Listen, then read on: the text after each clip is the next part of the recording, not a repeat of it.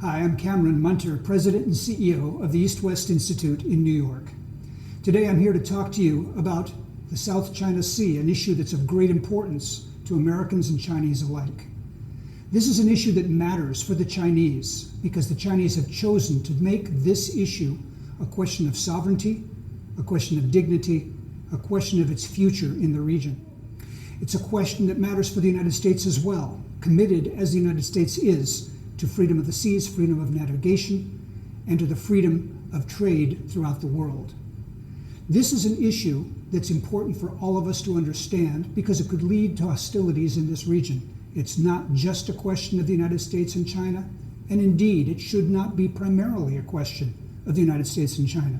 It's a question of China and its neighbors, the future of multilateralism, and the future of relations in a dynamic part of the world. We should pay attention to this not so much to figure out who wins when the Philippines has an arbitration ruling in The Hague about whether or not China has acted properly. We should not see this as who wins when the United States sails into the region, or who wins when China builds a new outcropping in the South China Sea. This is an example of how people need to find a vocabulary to work together, to have a discussion in bilateral, international, multilateral fora to try to solve a problem that is of greatest interest to all of us.